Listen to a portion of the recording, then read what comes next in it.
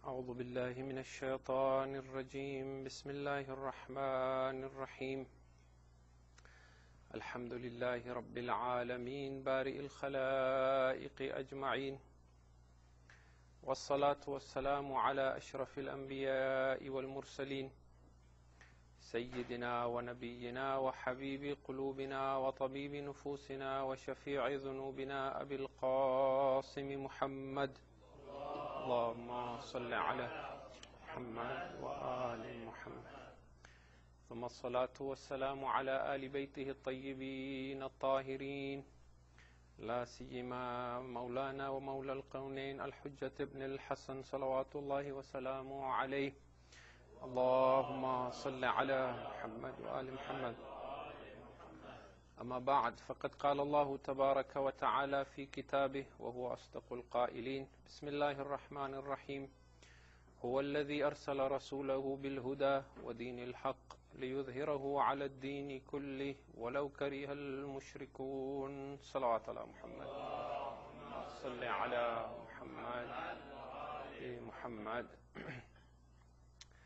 Tonight is our second gathering in our topic, which is the coming of the Mahdi alayhi salam. May Allah hasten his return.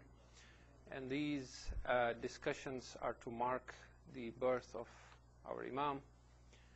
And we said yesterday that as a basis we are using this verse of the Quran from chapter 61, Surah As-Saf, verse 9, in which Allah says, He, it is Allah who sent His messenger with the guidance and the religion of truth, so that it may prevail over all other ideologies and all other forms of religion, even if this is a verse to the polytheists. Now, last night we began discussing the signs for the Imam, and we stopped at a point where we showed how, through a sequence of events, the Imam, after having declared his return, his message spreads, and he now has control over a large region within the Middle East that would include the present-day Hijaz, Yemen, Iran, Iraq, and he basically establishes himself in Kufa, which is in Iraq, and that becomes his capital. And there are many narrations again with regards to Kufa and what happens after he establishes himself, and how the believers vie against each other to possess a piece of land in Kufa and to own some property there, and how he extends the mosque of Kufa, and so on and so forth. However, that is outside our discussions. And tonight we want to continue from that. Just as a quick note before we continue, we also mentioned yesterday a few interesting reactions from the world after the revolution of Iran in 1979, such as some novels and documentaries and movies that came forth discussing this idea of an Islamic redeemer or savior. And one of my brothers also pointed out to me a couple of other such publications that may be of interest to some of you. One is a sci-fi novel by Frank Herbert that was published in 1965 that was called Dune, and the central character in this novel has a striking resemblance to the concept of the Mahdi in Islam. So some of you may already be familiar with this. Another more recent publication is a book that was published just 2 years ago, 2007, by a Wall Street Journal correspondent, and it's called The Siege of Mecca. And yesterday we mentioned a man by the name of Al-Utaybi, who had taken siege or taken the Haram hostage during the days of pilgrimage, and he had promoted his brother-in-law as the Mahdi. And after holding the Kaaba and the Haram for almost 2 weeks, he was then overcome. So this book discusses that uprising, and it also tries to show how the government of Saudi Arabia itself was not as radical as it is today. And in many ways, it became radicalized and started adopting a stricter understanding or form of Islam after this uprising in 1979. And then the author tries to also show a connection with the bin Laden family to say that the creation of Al-Qaeda has in some way a relationship to that uprising of the false Mahdi. And it is interesting, actually, if you go on the internet and look at Wikipedia and search for the Mahdi, there is actually a list of individuals who claimed to be the Mahdi in different centuries and different eras. So there's a listing to say who are the individuals who claim to be the Mahdi, 17th century, 16th century, 18th century, 19th, 20th, and so on. And then to each one of those names, there is a history that you can go and read on. And so it is obviously very fascinating and a wide area that you could research on if you're interested. But in staying within our original plan to discuss the signs and then talk about what are the reasons why individuals might reject the coming of the Imam, we continue and say that after the Imam has established himself in Iraq, in Kufa, and having been joined by the groups and forces from Al-Yamani and Khurasani as well, we are told from traditions and riwayat of a major war or battle that takes place with the Turks, basically with Turkey. And the author that I have been referring to and mentioned yesterday as well, in his research over the years, he says that at one point he used to believe that wherever the ahadith and riwayat refer to the Turks, that was actually a reference to the Russians, because he felt at the time, in the earlier years when he was writing the book, that wherever eastern regions or Eastern Europe or certain parts of the Middle East were mentioned, it generally referred to the Russians because of the physical description that were given of these individuals. There are some groups of people where the country is not mentioned, but just the type of the people are mentioned. For example, the riwayat might say there will come forth an army of people whose shoes will be made of hair, or who will wear fur clothes, or who will have eyes that are small, or be yellow-skinned, and so on and so forth. And so people have tried to understand, is this a reference to the Chinese or to the Mongols or to the Russians, and so on and so forth. However, this researcher, Sheikh Ali Qurani, in his recent writing in the 11th edition of his book, he says he is convinced that no, when the hadith and riwayat says that the Turk or the Turkish, it actually refers to Turkey. And therefore, it appears then that there would be a battle with Turkey against the Imam's army, which would obviously have grown to a larger number after being joined with the group from Khurasan. And the Imam now, because he has come with a divine mission, and he has set a ball rolling to establish peace and justice on the earth and remove all forms of injustices, any force that comes against him will be vanquished and overcome. And so Turkey is then taken again within that fold of that Islamic government. So now you have, apart from Yemen and Hijaz and Iran and Iraq, and all the other states we mentioned previously, the Gulf states, you now have Turkey as well. From here now, the opposition and the battles take a more apocalyptic scenario, because now it involves people not just based on their nationality or the country, but based on their faiths. And largely, the faiths that Islam recognizes as religions is really Judaism and Christianity, which the Quran refers to time and again as the people of the book. Now, we are told in the riwayat that thereafter the Imam will head towards Quds, which would be Palestine, and he will then face the army of Sufyani. Now, Sufyani, we said, would invade Palestine, and then he would establish himself in Damascus, and that would be his capital. But it appears that his major battle against the Imam would take place when the Imam is heading towards Quds. And it is interesting to also note that initially there are some discussions that take place between Sufyani and the Imam. And in some traditions and reports we are told that Sufyani is on the verge of surrendering to the Imam and negotiating with him. But there are certain groups, certain Western powers, who the riwayat simply refer to as the Romans. Now obviously at the time that the Imams were narrating these traditions, there wasn't a concept of US or UK or Canada or West as we know it today. So in those traditions, all these regions in the West were simply referred to as the Rum, or the people of Rum, or Rum. There is even a chapter in the Quran called Surah Rum. And the modern day scholars generally understand that wherever ahadith say the Romans or Rum, it refers to the Westerners of today. So without knowing exactly which Western powers these are, we know that there are some quote-unquote Romans and a group from the Yahud. Now the Yahud is generally the Jews, but keeping in mind that not necessarily all the Jews are in favor of opposing Islam in a military sense. There are groups of Jews even today who are orthodox in their belief, and a large number of them reside in Iran as well, and they actually support the government of Iran and are opposed to the state of Israel.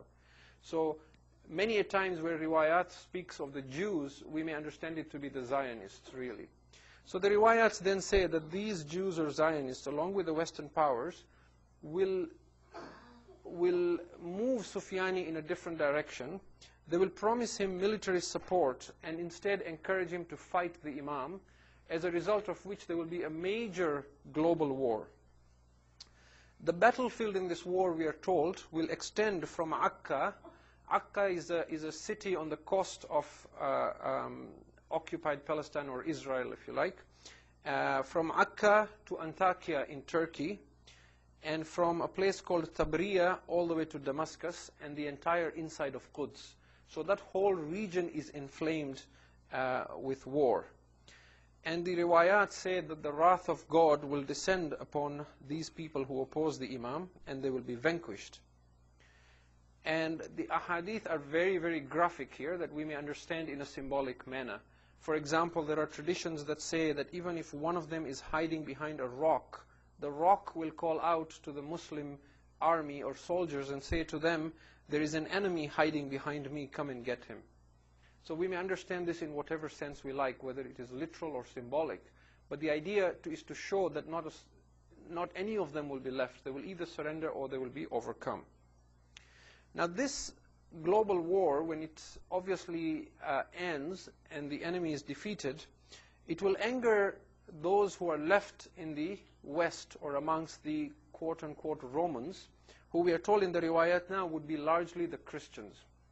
A lot of the Christian groups even today who you find are very supportive of Israel, despite of the injustices that the state of Israel might be committing, you will find that their support is largely due to this biblical understanding that the Jews are the chosen people of God, or the children of Israel. That is where they take that idea from. And the Quran talks of the Jews of having been chosen at one point by God, but then that is a long discussion to say what they did to lose that status as well. So we're then told in ahadith, after this group of Westerners and Jews are defeated, this will anger a Christian group in the West, and they will start declaring a war against the Imam.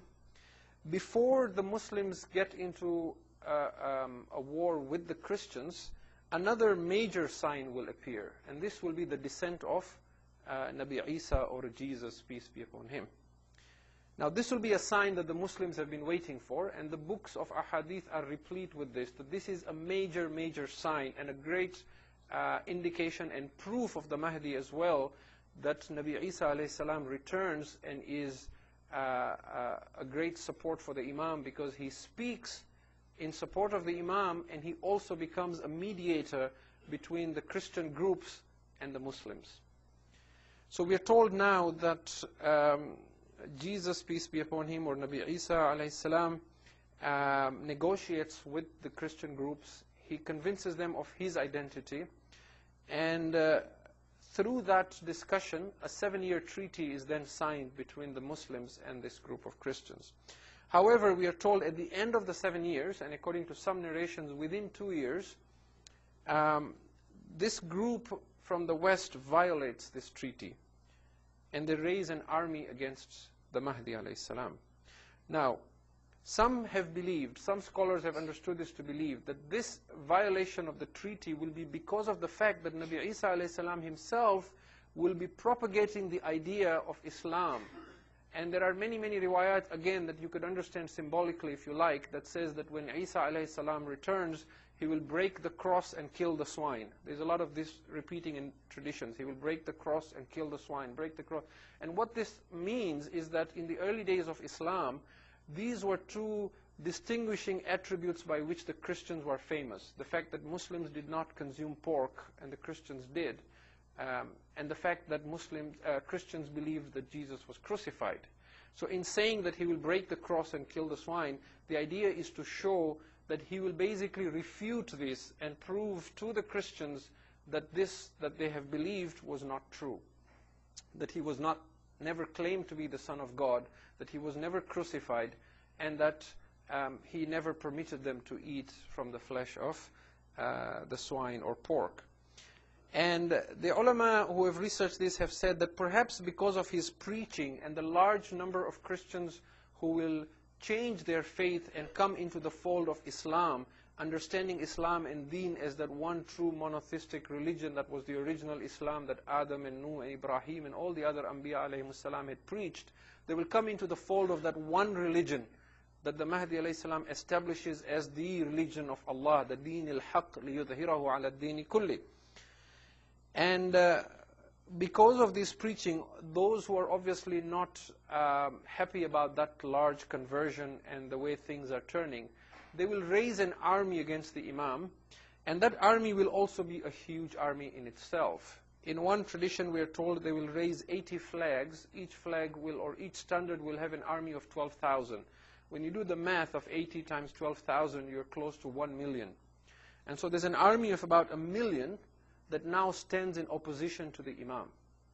At this point, again, we are told from the riwayat that Nabi Isa alayhi salam will publicly declare that he is on the side of the Mahdi alayhi salam, and that he will publicly pledge his allegiance to the Imam and pray behind him at Quds.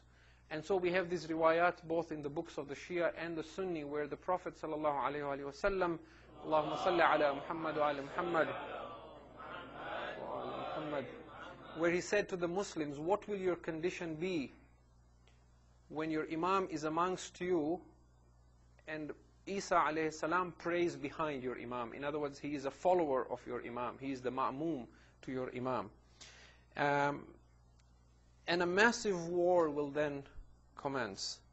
And this will again extend from Akka to Antakya, from Damascus to Quds. And the Muslims, again, we are told in riwayat, will have a clear victory over this as well. Because this is now a movement that will just keep snowballing and getting larger and larger. And yet, as we said yesterday, this is not even the real purpose for which the Imam is here. This is simply a cleaning or a cleansing or a sweeping of the earth, if you like, in order to establish justice and peace and to establish a unified religion that is based on Tawheed before the real work begins, that we shall talk about shortly. Now we are told then that the West, or the Romans, which would then be Europe or whatever is left of the West, and the Christian West, will then surrender to Nabi Isa alayhi salam and to the Mahdi alayhi salam. And the whole region as well will come into the fold of Islam, which will be the new world order, if you like. Shortly thereafter, we are told that Nabi Isa alayhi salam will pass away. So his demise happens in the lifetime of the Imam. And the Imam alayhi salam will lead the funeral for Nabi Isa alayhi salam. The Salatul Mayyit will be led by the Imam. His funeral will be publicized and made so public that everyone in the world is able to see and hear, so that no one may ever again ascribe divinity to him and say that he is not dead or that he is the Son of God, and so on and so forth.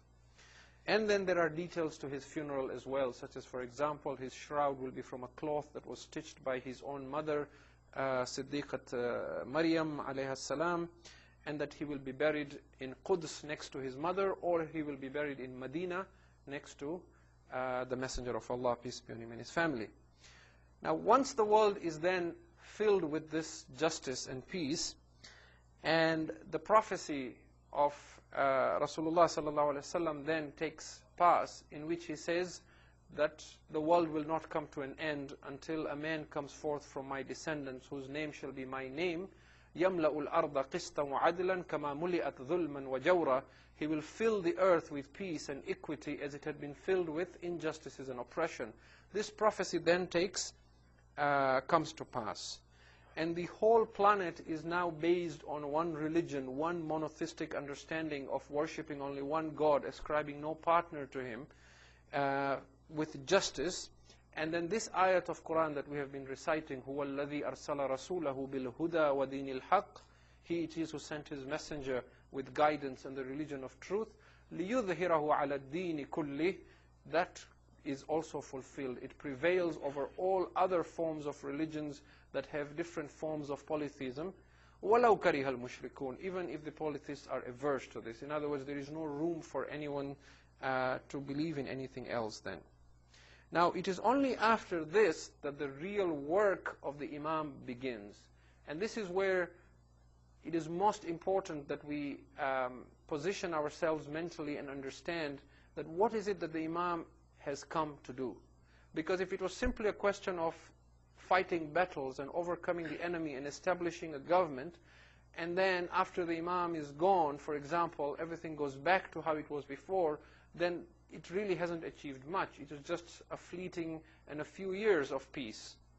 But there is a change that now takes place that changes how human beings work and think and behave, and that change is lasting and forever. Materially, human beings will learn to live without fear and greed. If you look at the world we live in today, if you look at the economics of today, you will find that from the stock markets to the banking system to how we do business, it is entirely based on fear and greed. And that way of life, where everything operates on the basis of fear and greed, is what shackles human beings and stops them from going forward and becoming more than just the socio-political animal that people like to call human beings. The true potential and worth of human beings begin to show itself when human beings learn to live and to trade and to coexist and to work without being driven by fear or greed. So that is from the material side. From the politics side as well, the politics of how human beings live with today is about controlling each other, about dominating, about one group having a say in how other people live, or the values that the society has is controlled and promoted by one group or one political party. That changes as well, so that only the understanding of Allah is that which human beings live by. So spiritually then, human beings learn to live by removing all forms of shirk and all forms of polytheism and all empty rituals that prevent human beings from understanding and recognizing who Allah is, and a true understanding of Tawheed. And this is beautifully demonstrated in Surah An-Nur, which is chapter 24 of the Quran, verse 55, in which Allah declares, and that in itself is a prophecy and a proof of the coming of a Mahdi. And in this ayah, chapter 24, verse 55, Allah says, وَعَدَ اللَّهُ الَّذِينَ آمَنُوا مِنْكُمْ وَعَمِلُوا الصَّالِحَاتِ. Allah makes a promise to those amongst you who believe and do good. He makes a promise to you. لَيَسْتَخْلِفَنَّهُمْ فِي الْأَرْضِ كَمَا اسْتَخْلَفَ الَّذِينَ مِنْ قَبْلِهِمْ.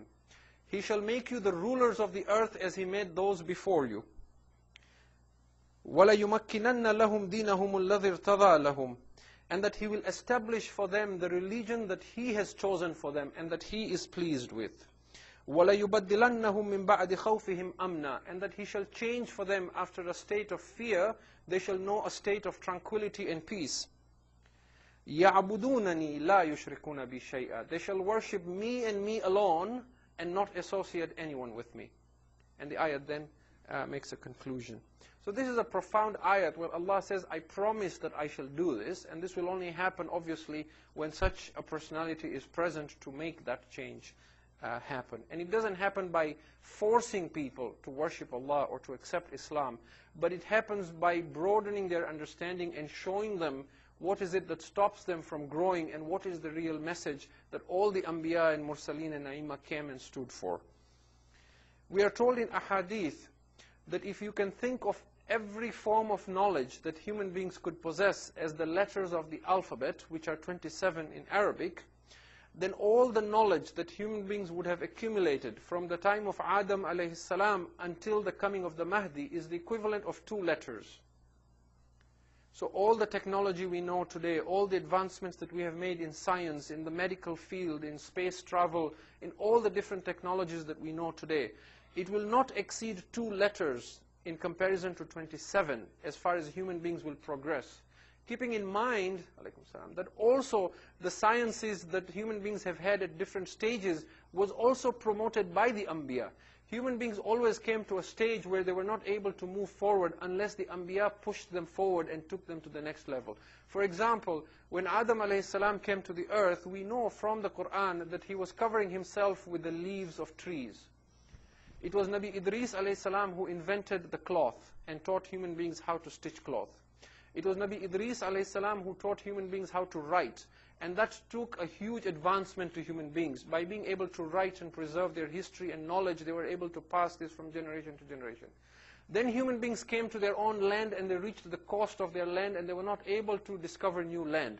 It was Nuh alayhi salam through building of the ark that he introduced human beings to the art of building ships.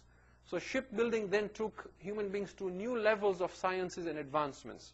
In fact, up until the Second World War, the common way of traveling was through ships, wasn't it? A lot of our grandparents will tell you when they went for Hajj and when they traveled by ship. The British were superpowers before the United States because they ruled the seas, the British Empire. It was the United States that became superpowers because they were then able to show air power as opposed to power at the seas. So traveling by air is really not that old as it may appear to be. And you see these, for example, human beings worked with wood, for example, and stone. It was Dawood alayhi salam who introduced human beings to the art of melting iron, because he had the miracle of melting iron, isn't it? We recite in du'as, Ya mulayyin al-hadid li Dawood alayhi salam. So when you look at all these things, you will find that from medicine to technology, at different stages where human beings were not able to move forward, Allah, through His prophets and messengers, introduced human beings to different forms and different sciences, such as Sulaiman and Dawood and so on and so forth. And along those same lines then, all the knowledge that human beings will have accumulated, even though they may not be showing gratefulness and acknowledging and paying tribute to these messengers and the fact that Allah has been giving them the ground and the means and the foundation to grow in their knowledge, this knowledge will stop at just 2 letters. The Mahdi alayhi salam will complete the knowledge of human beings. He will take human potential to new heights and add 25 letters to the 2. So if you do the math and look at it from a percentage, it is astounding how far he will take human beings. And he will add it to those 2 and complete it to 27 letters. So this again tells us that it is perhaps beyond our imagination how far human beings would progress in science. And that is why then we should not be amazed or surprised when we see different riwayat that talk of things that appear fantastic to us. For example, we have riwayat to say that there are other planets where intelligent life forms exist. And the Mahdi alayhi salam will establish communication with those planets and those other beings and allow human beings to communicate with them. Or the riwayat that say that human beings will be able to travel in space freely. Or, for example, riwayat that say that the bringing back of the dead back to life will become a common thing, and that it will become very common for the dead to come back to life. Or the riwayat that say that some of the prophets and the Anbiya will come back to life and they will rule on the earth for as long as Allah wishes. And the concept of raj'at, where the imams come back and so on and so forth. All salawat ala Muhammad wa ala ala Muhammad wa ali Muhammad. All such narrations essentially show us that human beings will truly know what Allah had intended for them with the coming of the Mahdi alayhi salam. Now, there were certain things that I had discussed at great length last year on the same occasion. I will just mention in brief and in passing. How does the Imam eliminate this tendency to live by fear and greed?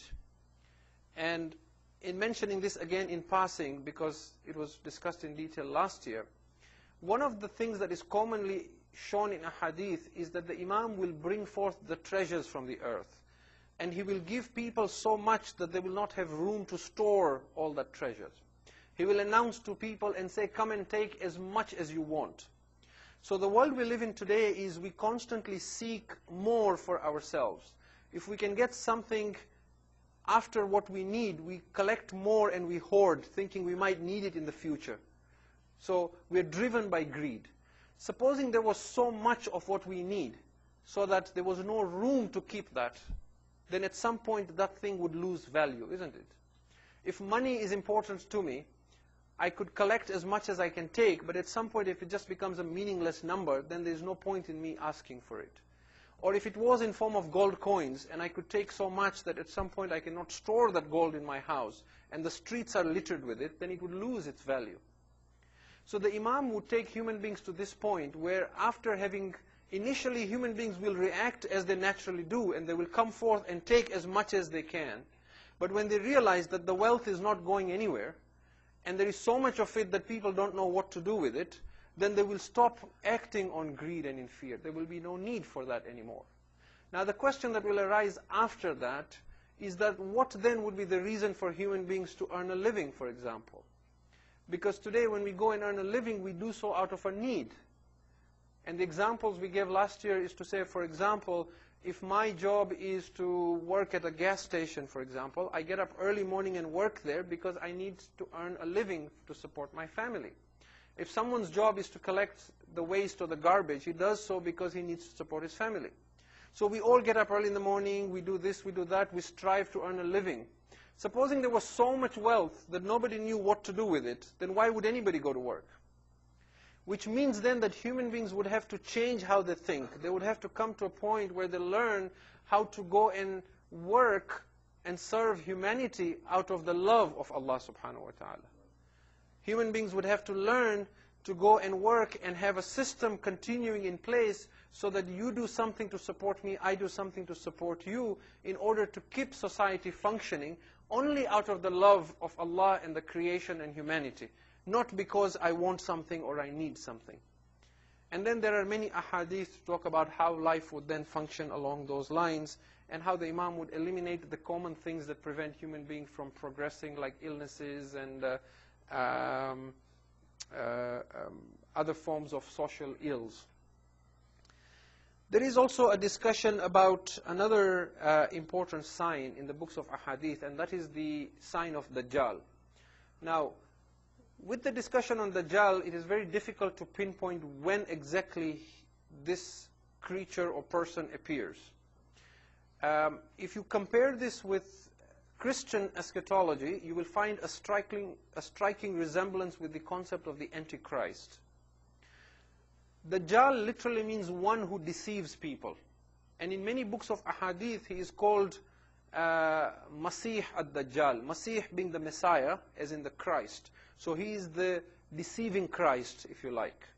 So from the Christian books, they tend to compare Jesus with the Antichrist to show an individual who comes forth and who appears to be working for the good of humanity and bringing peace, but he actually has another agenda, which is to enslave human beings and then finally to claim divinity for himself. If you compare this to Islamic texts, you will find a similar idea, that an individual comes forth who somehow takes control of the economy. The words in ahadith literally say that he controls the food and the water, which actually would mean he controls the economy, and that he brings humanity to a point where they either have to choose to submit to him in order to get that food and water, in order to survive, or if they oppose him, then they are killed or they face starvation. What is not clear, though, is at what point this Dajjal appears. Some scholars have understood that he appears long before the coming of the Imam. We know from riwayat, some traditions say that human beings have never been tested the way they will be tested with the coming of Dajjal. Some riwayat say that Rasulullah sallallahu alayhi wa sallam, Allahumma salli ala Muhammad wa ali Muhammad, ali Muhammad. He used to seek refuge with Allah from Dajjal. He used to take out a tasbih and saying, A'udhu billahi min fitnati Dajjal. I seek refuge with Allah from the mischief of Dajjal. Now, some of the ulama, however, believe that his coming actually happens after the coming of the Mahdi alayhi salam. And the way they position this is, the reason why Dajjal's coming is so dangerous, and the reason why he's able to mislead so many people, is because of some of the miracles, if you like, he performs to convince people of his own divinity, that he is God. And these ulama who believe he comes after the Mahdi believe so on the basis that when this knowledge spreads, these 27 letters of knowledge, if you like, this individual who is described simply as Dajjal, he has access to some of this knowledge that he misuses, and because of that he is able to mislead a large number of people. And we know from ahadith that he is defeated and he is killed either by the Mahdi alayhi salam or by Nabi Isa alayhi salam. And there are some riwayat that even pinpoint the place exactly where he is killed, and so on and so forth. So there is a complete discussion on Dajjal, and then other things that you hear of time and again is Yajuj and Majuj, which in the Bible are described as Gog and Magog and so on. And those are all, again, lengthy discussions that would really make these 3 days only a discussion on signs and eschatology and so on and so forth. However, I wish to stop at this point discussing the signs and shift the discussion now to the second phase, because I think in terms of understanding the sequence of events, this suffices, seeing from the time of the Imam declaring his return in Mecca near the Kaaba, right to the time where he establishes peace and takes human being to new heights and new levels of understanding. So we now take our discussion to a different phase, and we now want to talk about what are the reasons that those who might hear of the coming of the Imam, the reasons they might still oppose the Imam or reject him. If you can recite a salawat ala Muhammad wa ala.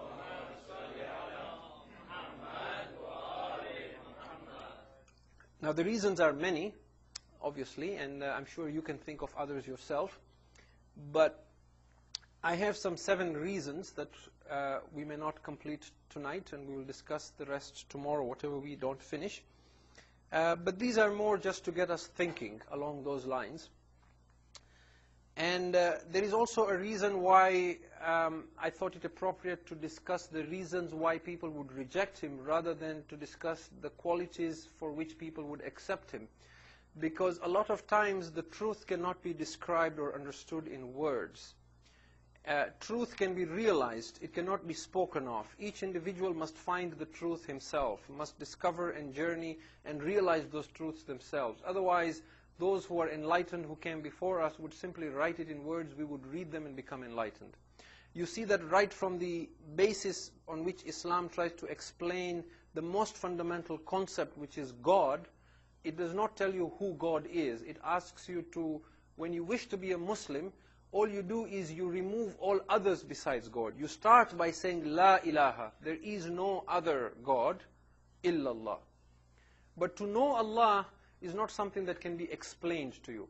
Even if we were trying to understand who Allah is, it would be easier for me to talk about who is not Allah.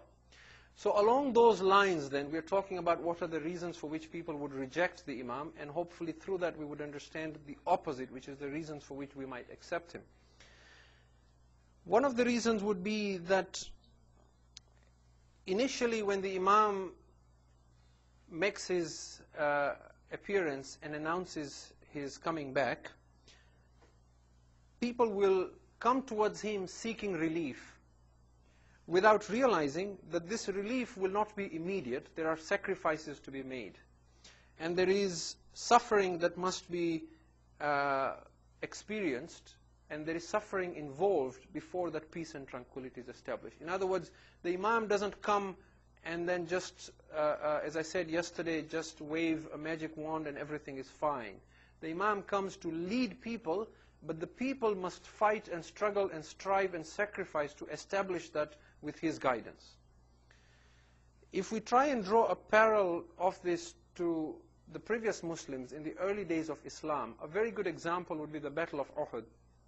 When you study the Battle of Uhud, you will see that prior to that, when the Muslims were suffering intensely, they were constantly praying to Allah for relief. And they were saying, why doesn't Allah give us permission to fight against the enemy?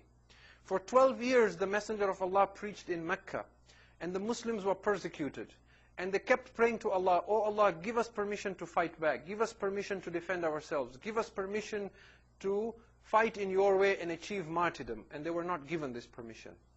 When they were finally given that permission, very much after the first battle of Badr, in the battle of Uhud, most of them ran away. Which showed that what you say with the tongue is not necessarily what comes from the heart. And Allah, in fact, mentions this precise idea in Surah Al-Imran, chapter 3, verse 143. Allah says, وَلَقَدْ كُنْتُمْ تَمَنَّوْنَ الْمَوْتِ فَقَدْ رَأَيْتُمُوهُ. It was you who used to yearn and long for death, so now surely you have seen it with your eyes.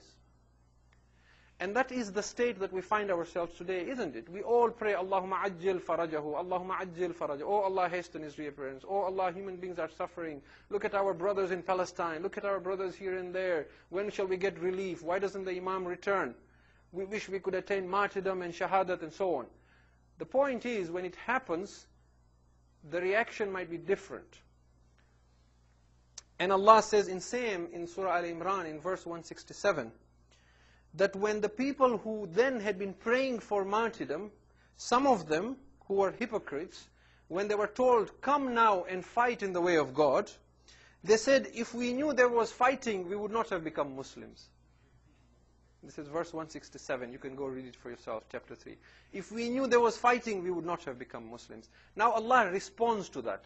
He says, on the day when they said this, they were closer to kufr than they were to iman. They were closer to being faithless than to be faithful. And so this is one reason that in seeking relief, we must not expect that it will be easy. We must be willing to really, as we say, walk the talk.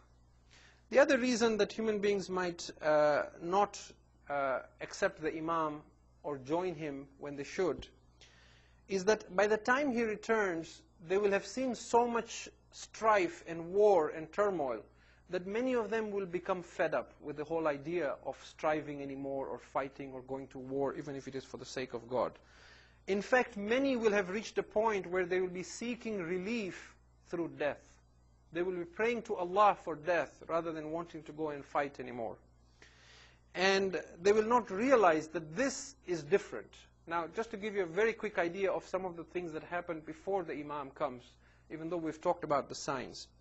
We said yesterday and previously as well that sin and immorality would be widespread before the coming of the Imam. Atheism, flying in the face of God, denying the existence of God will be open, and blasphemy will not even be considered blasphemy. People will either stop believing in God altogether or will change religion to such a degree to suit their own beliefs that it will not even be the original Islam. Large groups of individuals, including Muslims, will become like straws in the wind, where any caller who calls them to anything, they will believe in it. Today one calls them this way, they go this way. Tomorrow somebody calls them that way, they'll go that way. There will be no basis and criteria to identify what is haqq from what is batil, what is truth from what is falsehood. And this may be perhaps because of abandoning the Quran or because of not continuing to maintain respect and acknowledging the ulama, whatever the reason might be. We know also from ahadith that before the coming of the Imam, the Muslims will be oppressed across the world, and many Muslim lands will be taken over by non-Muslims and by their enemies. They will either be overthrown or they will be ruled behind the scenes by others as puppets.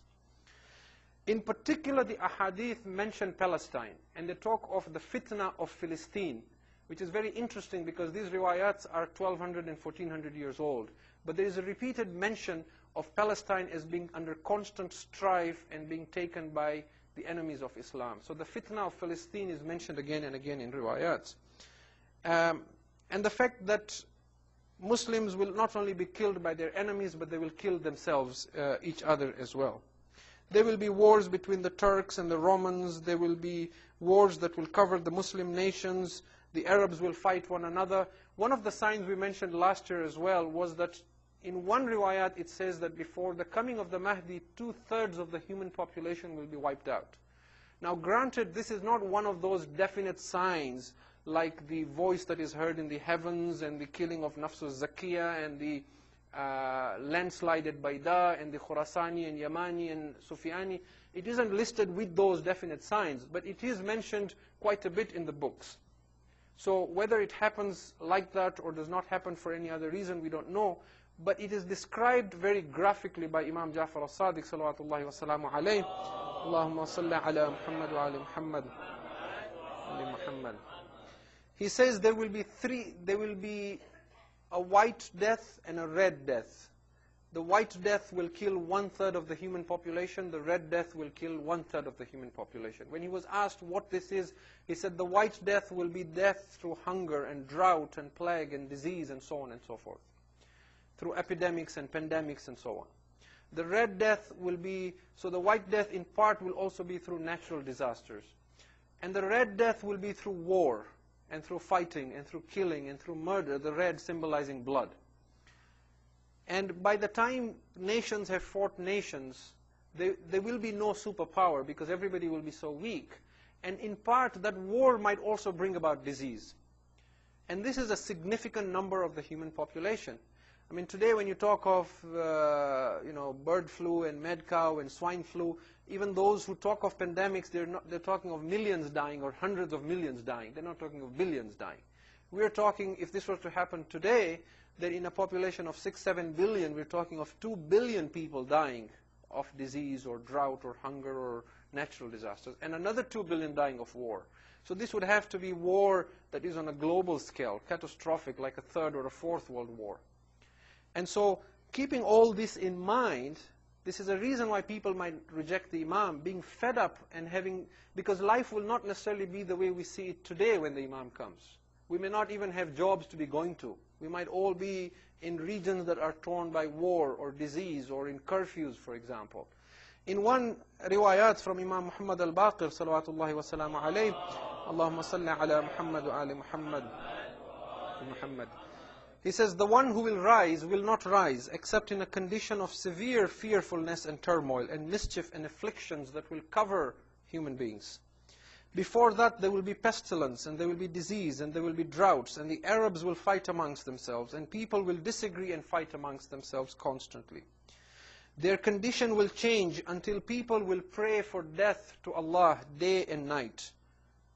They will see unbelievable changes in human beings, in how they behave and how they live, and how some of them will be eating others. Now, how some of them will eat others can be interpreted in 2 ways. Some have interpreted it symbolically to say how some will take complete and shamelessly take advantage of others just to survive, the whole survival of the fittest theory. The other is a more literal interpretation to say that starvation will reach such a point that human beings will become cannibals in some places and will literally eat human flesh to survive. And there are riwayats, there is some narrations to say that before the Qa'im returns, there will be a year of severe hunger and a lot of fear amongst human beings. And this state of fear and hunger will continue until the voice that is heard on the 23rd night of Ramadan that we spoke about yesterday. There are some riwayat that says that hunger will reach to such an extent that a man will sell his daughter for a loaf of bread. And do not be surprised by this, because I remember a couple of months back reading on one of the respected news sources that in places like India, this is happening today. There are families who are confessing to having sold their daughters to people for $100, $200. So we're talking of global starvation and hunger.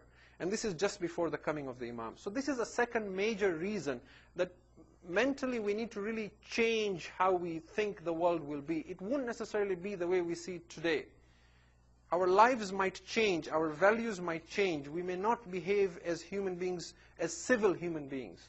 So that when the Imam returns, it would not be surprising that large numbers of people will be so fed up with even the idea of responding to someone who is calling them to more fighting and more war and establishing peace and justice, because they've heard this over and over again and been disappointed. Every government that comes talks about promising peace and tranquility and eliminating poverty and hunger, and nobody does anything. So there will be people who will have lost that confidence at all. Okay, now we will talk about, towards the end, maybe tomorrow, on what then is the way to prepare and be sure of identifying and responding to the Imam. So this is the second reason, being fed up with the idea of struggling anymore. A third reason that might take a little bit of time to explain, but I think nonetheless is very, very important to discuss, is a complete dependency on miracles. There are a large number of individuals amongst the Muslims who have this concept and idea that the only way to identify the true Imam is through miracles. This is not to say that the Imam is incapable of performing miracles or that he will not perform them. But it is very, very important that we understand for ourselves, and we train our children to understand as well, that when you wish to prove something as being true or false, you do not do it on the basis of miracles. Now, I wish to just talk about this concept of what role does a miracle play, and can you really prove anything with a physical sign or a miracle? Just for a bit, with evidence from the Quran. We see, for example, the previous generations who expected miracles to happen for the sake of truth. In the Battle of Uhud, the same Surah Ali Imran, there were groups of people who expected that because we are with the Messenger of Allah, we can only win. There has to be victory for us. So when they suffered losses because of their own greed at the Battle of Uhud, one of the things some of them said was, had this prophet been the real prophet, and had this religion been the true religion, we would not have been killed the way we were killed. To which the Quran says that Allah kept His promise, but it was you who broke your side of the bargain by being greedy for the spoils of war. Avert death from yourself if you are truthful. This is chapter 3, verse 154. Okay? So the Quran is very clear that don't expect miracles for successes. Allah expects you as human beings to struggle for the truth and establish it, not through miracles. If we go even further back and look at the previous prophets and how their people behaved, look at, for example, the Jews to whom the Prophet Musa ala nabiyina alayhi salam was sent. They saw some astounding miracles which we can perhaps not even imagine to ever see in our lifetime. Take, for example, the miracle they saw of a staff being changed into a serpent. Or take, for example, the miracle of the parting of the sea. Can you imagine? Many of you may have seen a sea or an ocean. I know there are some who have never lived out of Ontario, and they've never seen anything but a lake. But I'm sure you have seen an ocean even on television. And if you're standing at the shores of an ocean, and the sea begins to part in front of your eyes, and you're walking on the seabed now, and there are walls of water besides you that rise up like mountains, and you walk across this, what more would you want than this as evidence? Yet, after having seen this miracle, they still went and worshipped a calf, and they turned away from God. So this is the first glimpse that makes us wonder, can physical signs really give you concluding evidence and a conviction that will never make you turn away from the truth? And there is an interesting incident that's narrated in Nahjul Balagha, that during the Khilafat of Amirul Mu'mineen Ali ibn Abi Talib, salawatullahi wa salamu alayhi, Allahumma salli ala Muhammad wa ala Muhammad, a Jew came to the Imam, and he tried to mock Islam in the presence of the Imam. He said to him, "O Ali, you Muslims, your prophet died, you had not even buried him when you started fighting amongst yourselves." That was his argument. The reply of the Imam, astounding and beautiful, because when it comes to defending Islam, Imam Ali alayhi salam does not take, as most of us would do. Most of us would have said, actually it was my right, but they didn't give me my right, and so on and so on. He's defending Islam. Look at the answer he gives. He says, "We argued about who should succeed our prophet, but we did not argue about the message that our prophet brought.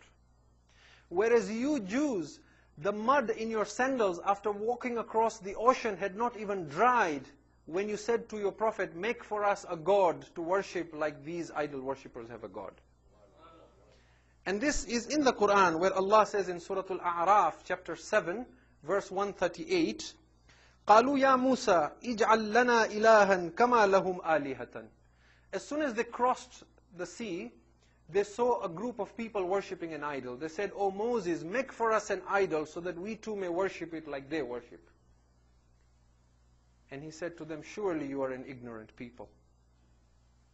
So that in itself was an astounding miracle, but it still did not stop them. And then after that he goes up the mountain for 40 days to bring the commandments, and they still build a calf of their own out of gold, and they start worshipping it. So if you believe that miracles will bring conviction, then there is a serious misjudgment there. In Surah An-Nisa chapter 4 verse 153, Allah says, the people of the book, the Ahlul Kitab, they say to you that if you are true in your claim, cause a book to descend from the heavens. O Muhammad, if you are true, make a book come down from the heavens. And then Allah says to the Prophet, He says, and yet they asked Musa for even greater than this.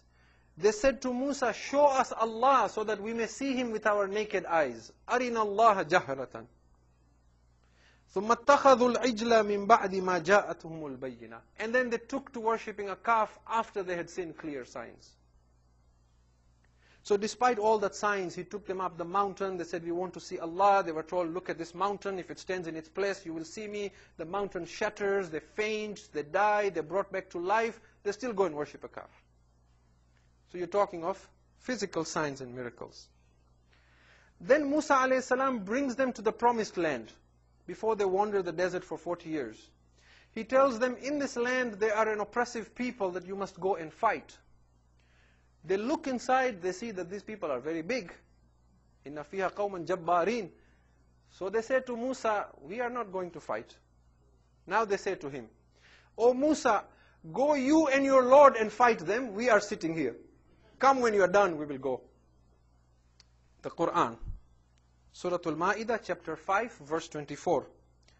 فَاذْهَبْ أَنْتَ وَرَبُّكَ فَقَاتِلَا إِنَّ هَا هُنَا قَائِدُونَ. Go you and your Lord fight. We are sitting here.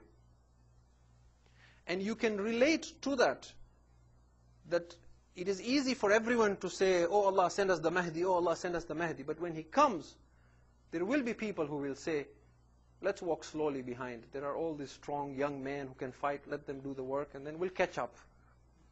This was the idea. And because of that, they were punished. They wandered the desert for 40 years. They were not allowed to go into that promised land. Then we have other signs that people demand from our Prophet, from Rasulullah sallallahu alayhi wa sallam. Allahumma salli ala Muhammad wa ali Muhammad wa ali Muhammad.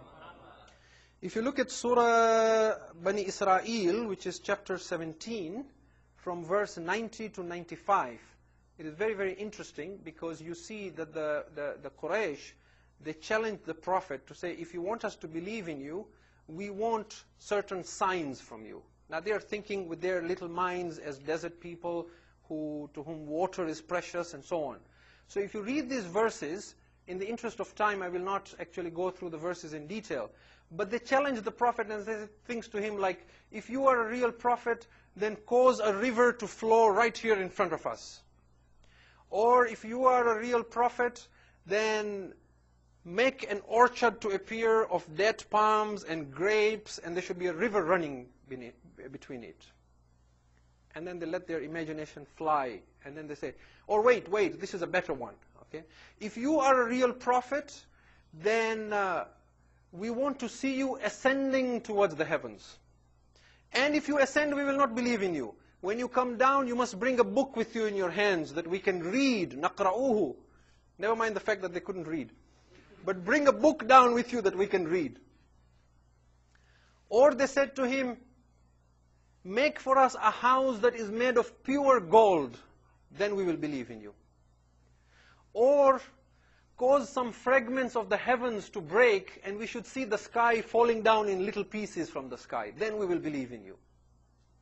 You see? So they bring all these arguments and challenges just to be argumentative for the sake of it. But they were not going to believe in it. Because when you then look at it further, where Allah talks about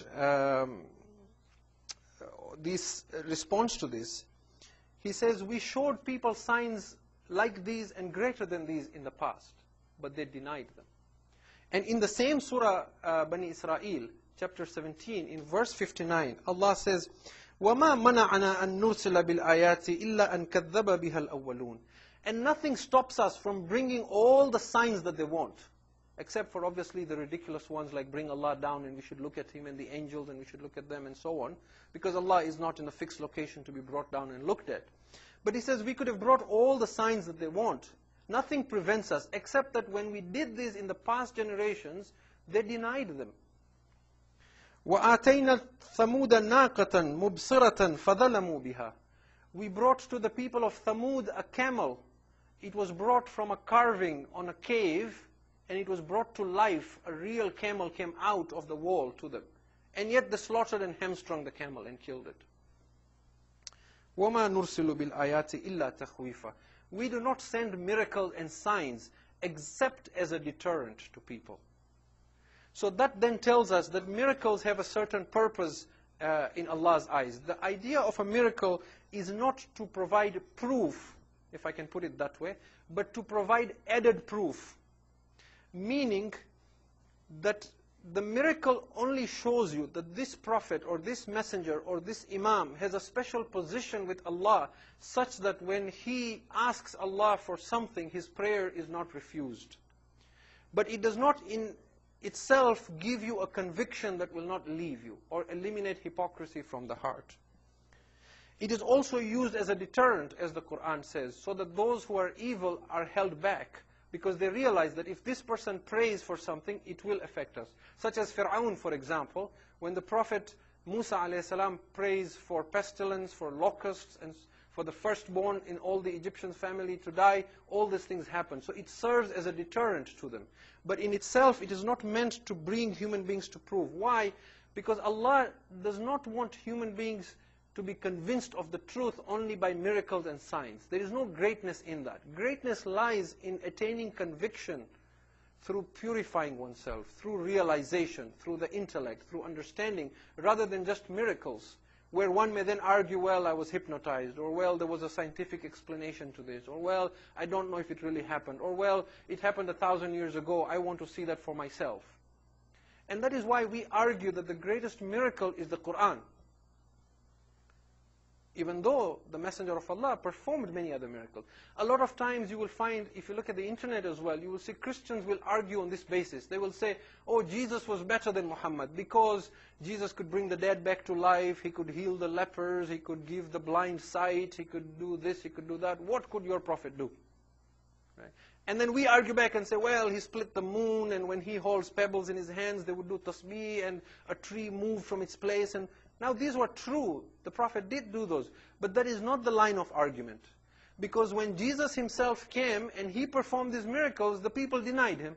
Most of them denied Him, except the Hawariyun, or the disciples.